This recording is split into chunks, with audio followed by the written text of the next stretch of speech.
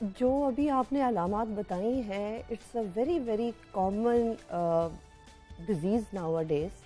اس کو ہم اپنی سائیکولوجیکل ٹرم میں او سی ڈی کہتے ہیں, which is known as obsessive compulsive disorder. عام طور پہ اس کو لے مینز لینگویج میں لوگ وہم کی بیماری کہتے ہیں. obsessive compulsive disorder کیا ہے, اس کو لے مینز لینگویج میں اگر میں بہت آسان الفاظ میں آپ کو ایکسپلین کروں تو یہ ایک obsession ہے, اور وہ obsession ایک تھاٹ کی فارم میں آپ کے مائنڈ میں آتا ہے, ایک انٹروسو تھاٹ, اور آپ کا اس تھاٹ کے اوپر کوئی کنٹرول نہیں ہوتا. That is why obsessive compulsive disorder is usually known as that it is due to an intrusive thought, کہ وہ بار بار آپ کے مائنڈ میں کلک کرے جا رہی ہے اور آپ کا اس تھاٹ کے اوپر کوئی زور نہیں چل رہا. اب وہ تھاٹ کیا کرتی ہے کہ وہ تھاٹ آپ کو انگزائٹی میں مبتلا کر دیتی ہے. فار ایگزامپل, میں نے صوفے کو ہاتھ لگایا اور میرے ذہن میں بار بار یہ خدشہ آ رہا ہے کہ یہ صوفہ گندا تھا, پتہ نہیں اس کو کسی نے پہلے ہاتھ لگایا تھا, جھاڑو مارنے والے نے اس کے اوپر ہاتھ لگایا تھا, اس کے ہاتھ گندے تھے. یہ تھاٹ مجھے انگزائٹی میں مبتلا کر رہی ہے. اس تھاٹ کی وجہ سے مجھے جو انگزائٹی ہو رہی ہے, اس انگزائٹی کو نیچے کرنے کے لیے میں ایک کمپلسیو ایکشن کروں گی. اس کمپلسیو ایکشن کا مطلب ہے کہ میں اس انگزائٹی کو نیچے لانے کے لیے وہ ایکشن ریپیٹ کر رہی ہوں.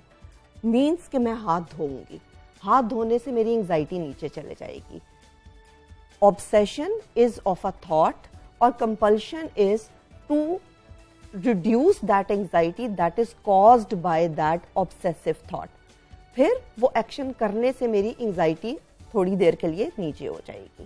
اور obviously since this is a disorder ہم کیوں کہتے ہیں اس کو, کیونکہ یہ جب تک آپ کی ڈیلی روٹین کو ڈسٹرب نہ کریں ہم اس کو ڈس آرڈر نہیں کہتے. ڈس آرڈر ہم تب اس کو ڈائگنوز کریں گے جب یہ آپ کی روزمرہ کی زندگی کو ڈس فنکشنل کر دے. ہم ایک پرٹیکولر اپنی سوشل پروفیشنل لائف میں جب اس چیز کی وجہ سے پریشان ہونا شروع ہو جائیں, میں پبلک باتھ رومز یوز کرنا بند کر دوں, میں پبلک گیدرنگز میں جانا بند کر دوں, میں صوفوں پہ بیٹھنا بند ہو جاؤں, میں لوگوں سے ہاتھ ملانے بند کر دوں, تنہائی کا شکار ہونا شروع ہو جاتے ہیں. مفتی صاحب آپ کی جانب آؤں گی. اکثر دیکھا گیا ہے کہ نماز ادا کرتے ہوئے ذہن میں ایسے خیالات آتے ہیں کہ شاید ہم پاک نہیں ہیں, ناپاکی کی حالت میں ہیں, حالانکہ وضو کر کے نماز ادا کرتے ہیں, لیکن پھر بھی بہت سارے لوگ اس طرح کی سوچیں ان کے ذہن میں آتی ہیں جس کو وہ کنٹرول نہیں کر پاتے. بسم اللہ الرحمن الرحیم. ڈاکٹر صاحبہ نے اس کے جو اصل روٹ کازز ہیں وہ سارے بیان کر دیے ہیں, ریزنز کیا ہوتی ہیں. ریلیجس پوائنٹ آف ویو سے دو قوتیں ہمیشہ سے ہیں, ان سے کوئی انکار نہیں کر سکتا. ایک رحمان کی قوت ہے اور ایک شیطان کی قوت ہے. اور نبی رحمت صلی اللہ تعالیٰ علیہ وآلہ وسلم نے حدیث شریف ہے, بڑی مستند حدیث ہے, فرمایا ان الشیطان یجری من الانسان مجری الدم. یہ جو شیطان ہے یہ انسان کے ساتھ ایسے ہے جیسے اس کی رگوں میں خون دوڑ رہا. تو انسان کا کام کیا ہے؟ قرآن پاک کی آخری سورہ کے اندر ہے الذی یوسوس الناس یوسوس فی صدور الناس. وہ لوگوں کے دلوں میں وسوسہ پیدا کرتا ہے. اسی وسوسے اندیشہ ہائے سود و زیاں کو وہم کہتے ہیں. یہ کہ میرا یہ نقصان نہ ہو جائے, لاس نہ ہو جائے. بہت ساری اور بھی اس کی ہیں مثالیں. گردن پہ ہاتھ لگا کے میں نے دیکھا ہے ادھر جو ہیں وہ شمالی علاقہ جات کے لوگ جو ہیں وہ گردن پہ ہاتھ لگ جائے تو فوراً پھونک مارتے ہیں, بلی راستہ کاٹ جائے, برتن گر جائے, کالی بلی راستہ کاٹ جائے. یہ تو بہت ہی عام یہ معاملات ہیں. یہ آپ اگر ایک جملے میں بیان کرنا چاہیں تو وہ یہ ہے, بینگ اے مسلم, یہ ایمان کی کمزوری کو ظاہر کرتی ہے. یہ چیز اگر انسان کا بلیو اپنے رب پر اور تقدیر پر اور اس کی تقسیم پر وہ پختہ ہے تو پھر وہ توہم پرست نہیں ہو سکتا, وہ وہم کا شکار نہیں ہو سکتا, وہ وسوسوں اور اندیشوں پر اپنی زندگی کی عمارت کو کھڑا نہیں کر سکتا.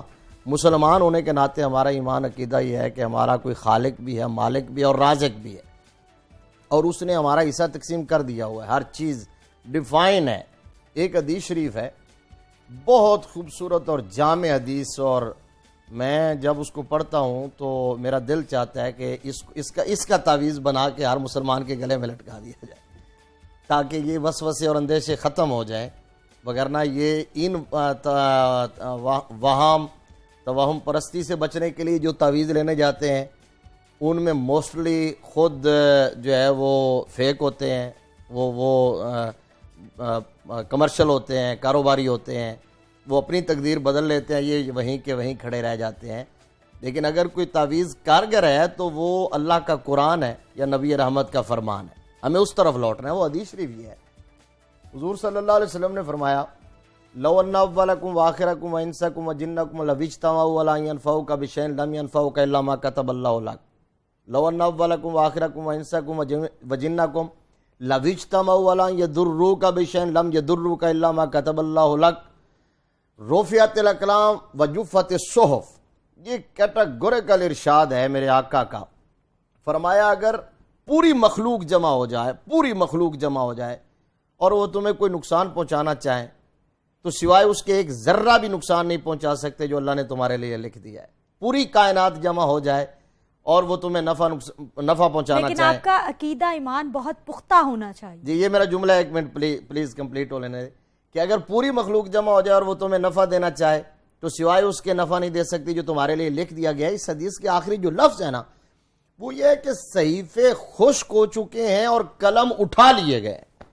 تو یہی بات آپ نے ٹھیک کہی ہے کہ اس بات پر جب ایمان ہوگا، آپ کا عقیدہ پختہ ہوگا، جب آپ مانیں گے کہ سب سے بڑی پاور، سپر پاور وہ اللہ کی ذات ہے، اور ہم مسلمان ہونے کے ناطے ہمارے ایمان کا پہلا سٹیپ ہی یہ ہے کہ ہم اللہ کو مانتے ہیں اور سپر پاور مانتے ہیں اور خالق و مالک اور رازق مانتے ہیں۔ جی بڑی مفتی صاحب نے خوبصورت بات کی کہ شیطان جو ہے وہ وسوسے دل میں ڈالتا ہے، اسلامک پوائنٹ آف ویو سے بڑا ڈیٹیل انہوں نے بتایا۔ لیکن جو سائنس ہے وہ کیا کہتی ہے؟ وہم جو ہے وہ مزید بہت ساری بیماریوں کو جنم دینے لگتا ہے، جس میں ڈپریشن آ جاتا ہے، بہت سارے مسائل پیدا ہونے لگتے ہیں، لوگوں کے گھر تباہ ہو جاتے ہیں۔ جی سائنس کے پوائنٹ آف ویو سے یا اگر میں سائیکولوجیکل پوائنٹ آف ویو سے دیکھوں تو there are a number of causes that can cause superstition. وہم کن کن وجوہات کی وجہ سے جنم لیتا ہے؟ obviously ہم سائیکالوجسٹ اس کو براڈر اسپیکٹرم میں 2 ریزنز کی بیس کے اوپر آئیڈینٹیفائی کرتے ہیں یا اس کو کیٹیگرائز کرتے ہیں۔ نمبر 1 یہ فیملی میں بھی رن کرتا ہے۔ ماں اگر آپ کے سامنے بار بار ہاتھ دھو رہی ہے یا بار بار کہہ رہی ہے کہ جاؤ جا کے تالے چیک کر کے آؤ، یا کالی بلی رستہ کاٹ جائے گی تو یہ اچھا نہیں ہے، شادی کی ڈیٹ رکھنی ہے تو 13 تاریخ نہیں رکھنی ہے یا یہ کرنا ہے، تو obviously اس کے بچے بھی یہ چیز لرن کر لیں گے۔ ہم اس کو ماڈلنگ کہتے ہیں کہ ہم نے جو چیز اپنے بڑوں بزرگوں کو کرتے ہوئے دیکھا وہ بچوں کے اندر آئے گی obviously۔ نمبر 2 یہ obviously انوائرمنٹل فیکٹر جینز کے اندر آ گیا۔ Number 2 stress is one of the very major factor جو ہمیں سپرسٹیشیس بنا دیتا ہے۔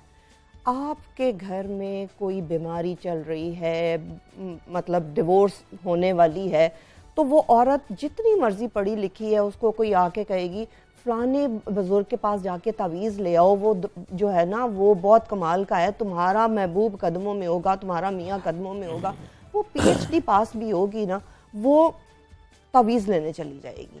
تو stress is one of the very biggest factor that actually makes a person, انسان کے سوچنے سمجھنے کی صلاحیت ختم کر دے۔ جی بالکل ایسے ہی ہے۔ اسٹریس ہو گیا، انوائرمنٹل فیکٹرز ہو گئے، پھر اگر آپ کے اندر obviously بہت ساری سائیکولوجیکل اسٹڈیز ہوئی ہوئی ہیں جس کے اندر ٹوئن اسٹڈیز ہوئی ہوئی ہیں کہ اگر خاص طور پہ آئیڈینٹیکل ٹوئنس کے اندر کہ ایک بھائی کے اندر OCD اگر ہے آئیڈینٹیکل ٹوئن کے اندر تو اٹ از مور لائکلی کہ دوسرے بھائی کے اندر بھی OCD ڈیولپ ہو جائے۔ اس کا مطلب ہے کہ کہیں نہ کہیں جینز کا رول پلے ہوتا ہے کہ ہمارے اندر جو چیزیں ہیں جینیٹیکلی جی وہ جینز کے اندر ڈیفینیٹلی آتی ہے یہ چیز ہمارے۔ اچھا مفتی صاحب آپ کی جانب آؤں گی کہ آپ نے بڑی خوبصورت بات کی کہ شیطانی قوت بھی ہے جو انسان کو وسوسوں میں مبتلا کرتی ہے، لیکن ابھی عائشہ نے بھی بات کی کہ بہت سارے پڑھے لکھے لوگ ہیں، عقیدے کے بھی پکے ہیں، لیکن اس کے باوجود بھی رخ کرتے ہیں ان عالم بابوں کے جو کہ ان کی زندگیاں بجائے اس کے کہ سنواریں مزید برباد کر دیتے ہیں۔ یہ ایک تو بات یہ ہے کہ ہمارا یہ جو سب کانٹیننٹ ہے، یہ ریجن ہے، اس کے اندر چونکہ پارٹیشن سے پہلے ہم اکٹھے رہے اور ہندوؤں کے ساتھ سکھوں کے ساتھ، اور کمپیریٹیولی یہ چیزیں ہندوؤں میں زیادہ پائی جاتی ہیں، ہم سے کہیں زیادہ وہ تو ہم پرستی بہت اس طرح کے سوچ نہیں سکتے آپ۔ تو جو ہمارے لوگ وہاں ان کے ساتھ رہے وہاں سے یہ چیز ادھر ٹرانسفر ہوئی. اور اب اگر ہم دیکھیں تو ابھی تو خیر اللہ کا کرم ہے, پتہ نہیں کس وجہ سے, شاید اس کی وجہ کوئی بھی ہو, لیکن یہاں انڈین چینلز جو ہیں وہ بین ہے, نہیں چل رہے. ادروائز جو انڈین ڈرامہ یہاں چلتا تھا تو وہ ہمیں یہی سکھا رہا تھا, ہماری جنریشن کو یہی ٹرانسفر کر رہا تھا. اور کیا تھا, اور آپ جب دیکھیں ڈاکٹر صاحبہ اس سے اتفاق کریں گی چونکہ ان کے پاس پیشنٹ آتے ہیں, تو یہ جو عورتیں ہوتی ہیں وہ مرد کی بنسبت زیادہ توہم پرست ہوتی ہیں اور وہم کا شکار ہوتی ہیں, اور ان بابوں کے پاس, عاملوں کے پاس, گروؤں کے پاس بھی وہی جاتی ہیں. اور ان کے اندر ایک تو بائی نیچر یہ چیز تھی, بابوں کا کاروبار چمکا ہی عورتیں چمکا رہی ہیں. ایگزیکٹلی یہی بات ہے. ایک تو ان کے اندر بائی نیچر چونکہ وہ صنف نازک بھی ہے, تھوڑا سا گھر کے اندر رہتی ہے اور معاملات اتنے زیادہ وہ باہر نہیں نکلتی جس طرح ہماری سوسائٹی میں, جس طرح مرد جاتا ہے, اور قوت ارادی اور قوت فیصلہ جس طرح مرد میں ہوتا ہے. دوسرا یہی کہ وہ انڈین ڈرامے دیکھ کے اس کے اندر یہ چیز آ گئی.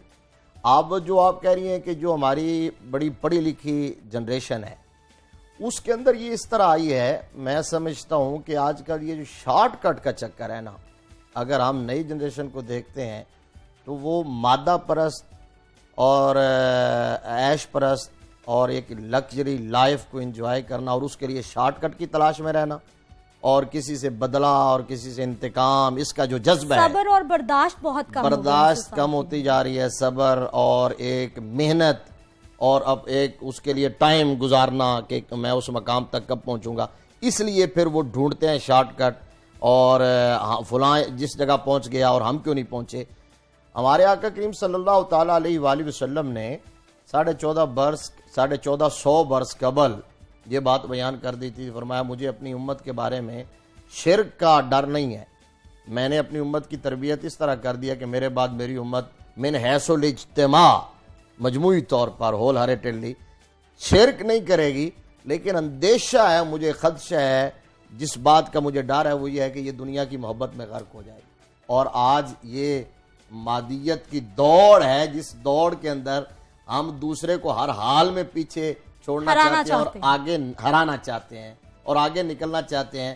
اس کے لیے شارٹ کٹ تلاش کرتے ہیں, اور شارٹ کٹ کی تلاش میں ہم ان لوگوں کے پاس چلے جاتے ہیں کہ ہمیں تو منزل اور ٹارگٹ ملے یا نہ ملے, انہیں ضرور مل جاتا ہے, ان کا کاروبار ضرور بالکل ان کو کلائنٹ مل جاتے ہیں. عائشہ آپ کی طرف آؤں گی, کتنے کیسز دیکھتے ہیں لوگ تو ایک تو وہم کرتے ہیں لیکن اس کے بعد اس کو ایکسیپٹنس نہیں ہے, کہتے ہیں نہیں ہم تو ایسا نہیں کرتے. آپ کسی کو بھی کہیں کہ آپ ایسا نہ سوچیں یا آپ وہم کرتی ہیں, اگلا بندہ ماننے کو تیار ہی نہیں ہوتا.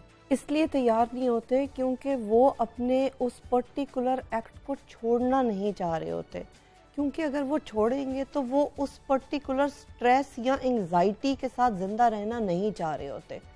ایکچولی بہت سارے ٹائم کے اوپر جب پیشنٹ ہمارے پاس لے کے آتے ہیں گھر والے. عائشہ یہیں سے بات کا آغاز کریں گے. اس وقت ہمارے ساتھ کالر موجود ہیں جی, مظہر شاہ. مظہر خوش آمدید کہتے ہیں آپ کو پروگرام میں, کیا پوچھنا چاہیں گے؟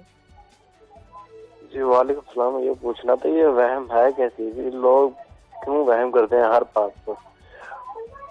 ٹھیک ہو گیا مظہر, ابھی آپ دیکھیے ٹی وی, آپ کو جواب دیتے ہیں. وہم کا خیر ہم نے بات بھی کی ہے کہ وہم ہے کیا, لیکن عائشہ آپ سے دوبارہ گزارش کروں گی کہ آپ بتا دیجئے کہ وہم ہے کیا, سوال آیا ہے. جی آبویسلی میں نے ابھی آپ کو پہلے بھی بتایا ہے کہ وہم ایک بیماری کا نام ہے جس کے اندر آپ کانسٹنٹلی ایک تھاٹ کے اندر مبتلا ہوتے ہیں, اور اس تھاٹ کے اوپر آپ کا کنٹرول نہیں ہوتا. وہ تھاٹ آپ کو بار بار انگزائٹی دے رہی ہوتی ہے, اور وہ آپ کو انگزائٹی کی وجہ سے ایک پرٹیکولر ایکٹ کرنے پہ مجبور کر رہی ہوتی ہے. اور وہم صرف ان پرٹیکولر تھاٹس کا نام نہیں ہے کہ آپ کو صرف گندگی محسوس ہو رہی ہے یا آپ نے تالا چیک کرنا ہے. او سی ڈی کی سینکڑوں فارمز ہیں, اس کے اندر آپ کو ایسی تھاٹس بھی آتی ہیں کہ خدا نہ خواستہ آپ کا ریلیشن شپ آگے نہیں چل سکتا, آپ شادی کریں گے تو آپ ناکام ہو جائیں گے, یا خدا نہ خواستہ آپ کو ریلیجن سے ریلیٹڈ بھی بلاسفیمس تھاٹس آتی ہیں کہ آپ نے اگر وضو کیا ہے تو آپ نے صحیح طریقے سے نماز ادا نہیں کی, یا آپ ایک ہماری ٹرمینالوجی ہوتی ہے جس میں آپ کہتے ہیں جی تھاٹ ایکشن فیوژن, کہ آپ نے جو چیز سوچی ہے وہ ایکولنٹ ہے آپ کے کر جانے کے. فار ایگزامپل میں نے کوئی ایسا خیال سوچا جو کہ صحیح خیال نہیں تھا، اور انسان اس گلٹ پہ مبتلا ہو جاتا ہے کہ یہ خیال ایکولنٹ ہے اس ایکشن کے. فار ایگزامپل ایک شخص کو خیال آتا ہے کہ میں کہیں اپنی بیوی کو ڈیورس نہ دے دوں، وہ اس گلٹ میں مبتلا رہتا ہے کہ میرا یہ تھاٹ ایسا تو نہیں ہے کہ میں نے بیوی کو ڈیورس دے دی ہے. میرے پاس ایسے بہت سے پیشنٹس آتے ہیں کہ مجھے خیال آیا تھا کہ میں نے اپنی بیوی کو ڈیورس دے دی ہے، اب ایسا تو نہیں ہے کہ میں ڈیورس دے چکا ہوا ہوں، اور اس وجہ سے وہ بیوی کے ساتھ رہنا چھوڑ گئے ہوتے ہیں. تو وہ اتنا خوفناک ایک انگزائٹی والا ایشو ہوتا ہے. اچھا عائشہ، اسی بات پہ جو ہے وہ مفتی صاحب آپ کی جانب آؤں گی. اسلام میں تو ہمیں اتنی زیادہ سپیس مل جاتی ہے کہ آپ نے جب تک کوئی برا کام کرنا نہیں ہے تب تک آپ کی وہ برائی میں نہیں لکھا جائے گا، اور اچھائی اگر آپ ذہن میں سوچتے ہیں تو آپ کی نیکی میں اضافہ ہو جاتا ہے. بہت خوبصورت بات آپ نے کی ہے. لیکن آپ کی اجازت سے ایک ڈاکٹر صاحبہ سے سوال ہے، میں کر لوں؟ جی جی ضرور. انہوں نے پوچھا کالر نے، اور انہوں نے کہا کہ وہم ایک بیماری ہے. تو ایک محاورہ مشہور ہے کہ وہم ایسی بیماری ہے جس کا علاج تو حکیم لقمان کے پاس بھی نہیں. آپ بتائیں کہ اس کا علاج دریافت ہو گیا؟ اب آپ لوگ علاج بالکل کرتے ہیں؟ الحمدللہ جی، بہت سارے پیشنٹس ہمارے پاس آتے ہیں اور شفا یاب ہو کے جاتے ہیں. جی. اور اس کا ڈوئل علاج ہوتا ہے. اگر تو یہ ایک بیماری بہت حد سے اوپر گزر جائے تو ہم اس کو سائیکیٹرسٹ کے پاس بھی ریفر کرتے ہیں. سائیکیٹرسٹ آبویسلی اس کا علاج میڈیکیشن سے کرتے ہیں، کیونکہ ہمارے برین کے اندر ڈفرینٹ نیورو ٹرانسمیٹرز ہوتے ہیں جس میں کیمیکل لیول کا اوپر نیچے ہونے کی وجہ سے بھی یہ بیماری جنم لیتی ہے. آبویسلی سیروٹونین، ڈوپامین کے لیول ڈسٹرب ہوتے ہیں تو او سی ڈی کی سمٹمز زیادہ نمایاں ہو جاتے ہیں. ایسی صورت میں دوائی کھانی بڑی ضروری ہوتی ہے. اچھا عائشہ، یہ اس میں پیشنٹ کا بھی بہت کردار ہوتا ہوگا کہ وہ کتنا چاہتا ہے کہ میں ٹھیک ہو جاؤں اور ان منفی سوچوں سے نکل آؤں. جی بالکل ایسے ہی ہے. پیشنٹ جب تک کوآپریٹ نہیں کرتا اس کی بیماری میں فرق نہیں پڑتا، اور ایسی صورت میں گھر والے سم ٹائمز بہت ولنگ ہوتے ہیں، کیونکہ پیشنٹ کے ساتھ ساتھ گھر والے بھی بہت زیادہ سفر کر رہے ہوتے ہیں. میرے پاس ایک چند دن پہلے پیشنٹ آئی تھی، وہ بیچاری مطلب she was a very young student. وہ اتنا زیادہ ہاتھ دھوتی تھی، اتنا زیادہ نہاتی تھی کہ اس کے ہاتھوں کے اندر کی انگلیاں گل چکی ہوئی تھیں، اتنی زیادہ کہ وہ پین پکڑ کے پیپر نہیں کر سکتی تھی. اب وہ آگے پڑھنا چاہتی ہے لیکن وہ ہاتھ سے پین نہیں پکڑ سکتی. آبویسلی گھر والے پریشان ہیں، اس کو لے کے آئے ہیں، لیکن بچی ولنگ نہیں تھی. وہ کہتی تھی کہ میں نہیں مطلب اس بیماری میں سے نکل سکتی، کیونکہ مجھے پتہ ہے کہ آپ لوگ مجھے لے کے جائیں گے، وہ مجھے سرٹن چیزیں بتائیں گے کرنے کے لیے. ان چیزوں کی وجہ سے جب میں اپنی اس ریچولز کو نہیں پرفارم کر سکوں گی تو میری انگزائٹی اتنی زیادہ اوپر چلی جائے گی کہ میں اس انگزائٹی کے ساتھ نہیں. سیگمنٹ کا وقت ختم ہو گیا ہے. شکریہ عائشہ آپ کا، شکریہ مفتی صاحب. لاسٹ کمنٹ آدھے منٹ کا. جی جی ضرور. یہ آپ نے بات بڑی پرفیکٹ کی تھی کہ اصل بس یہ بات ذہن نشین کر لیں کہ یہ جو ذہن سے گزرنے والے خیالات ہیں، اندیشے وسوسے ہیں، اس پر شریعت کے اندر کوئی گرفت نہیں ہے. یہ صحابہ کرام کو بھی آتے تھے اور نماز کے اندر آتے تھے. آپ نے بڑی زبردست بات جو ہے وہ بالکل بھی ایسے نہیں ہے کہ شریعت میں ان کی کوئی بھی جگہ ہو. ہم نے آج ڈیٹیل ڈسکشن کی ان وہموں کے بارے میں جس کی وجہ سے آپ کی زندگیاں جو ہیں وہ کہیں نہ کہیں خراب ہوتی دکھائی دے رہی ہیں. وقت ہے ایک بریک کا، بریک سے واپس آئیں گے.